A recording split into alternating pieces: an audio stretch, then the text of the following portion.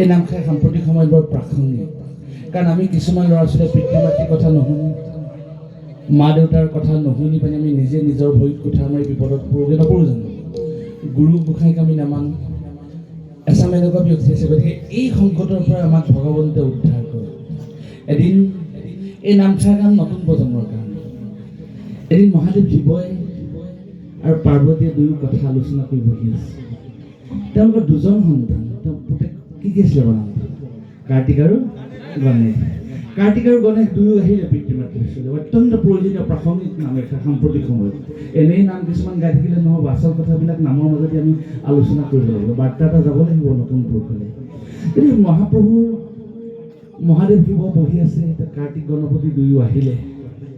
শিৱই সুধিলে, অকস্মাতে দুয়োজন কিয় আহিলা? এতিয়া গণেশ দেৱতাই ক'লে যে পিতা, আমি দুয়োজনে এটা সিদ্ধান্তত উপনীত হ'ব পৰা নাই। বোলে কি সিদ্ধান্তত উপনীত হ'ব পৰা নাই? কাৰ্তিকে ক'লে যে আমি দুয়োজনৰ মাজত শ্ৰেষ্ঠ কোনজন তুমি নিৰূপণ কৰি দিয়া। হয়, তেতিয়া মহাদেৱ শিৱই ক'লে সেইটোতো সাধাৰণ কথাহে। পৃথিৱীত যিমানবিলাক তীৰ্থস্থান আছে, যিজনে অপ্ৰয়াসে ভ্ৰমণ কৰি মোৰ সন্মুখত উপস্থিত হ'বা, তেওঁকে মই শ্ৰেষ্ঠ বুলি কওঁ।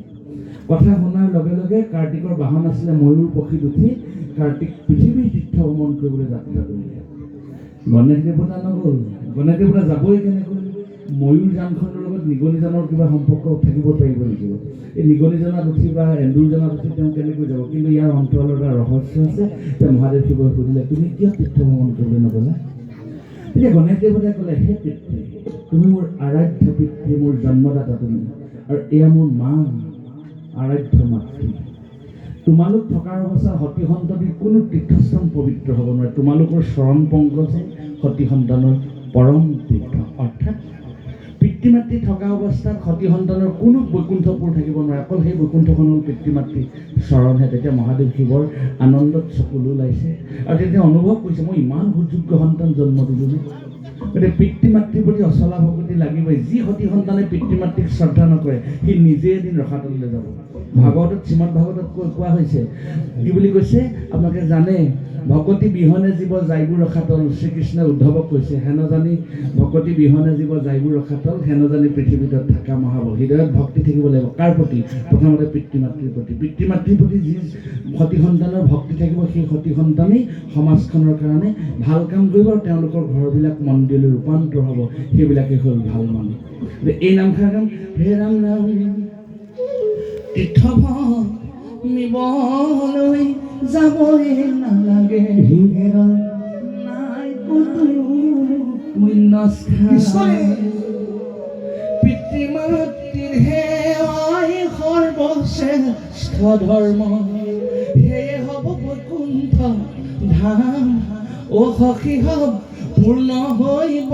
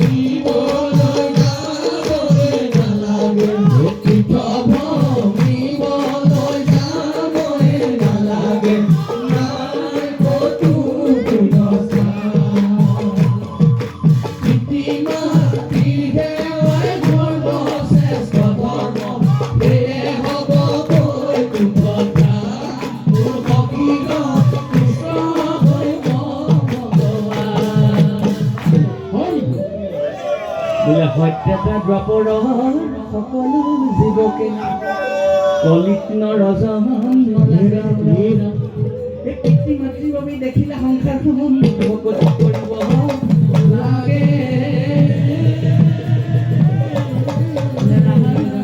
মহাতীৰ্থ ভ্ৰমিবলৈ যদি যোৱা পিতৃ মাতৃক কৰি হেলা পিতৃ মাতৃক অৱহেলা কৰি কোনোবাই যদি নামঘৰে ধন টকা পইচা দি থৈ ঈশ্বৰে নলয় নহয় কেলৈ ল'ব নিজৰ মা দেউতাকে তুমি সেৱা কৰিব নাজানিলে মোক কি সেৱা কৰিছা কৈছে মহাতীৰ্থ ভ্ৰমিবলৈ যোৱা পিতৃ মাতৃক কৰি হেলা হৰিনাম ল'লেও একো ফল নধৰে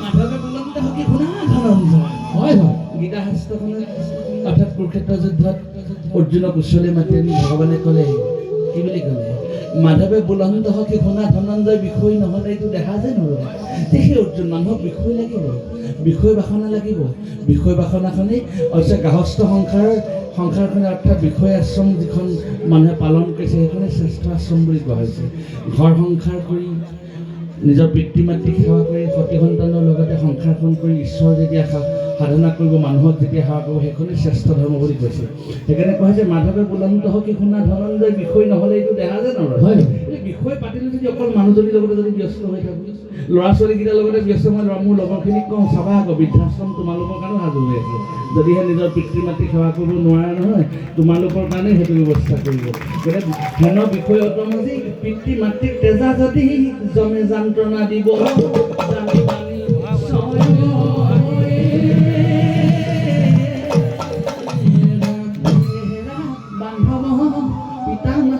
কৰিবা সেৱা হেৰা বান্ধৱ পিতা মাতা কৰিবা পিতা মাতা কৰিবা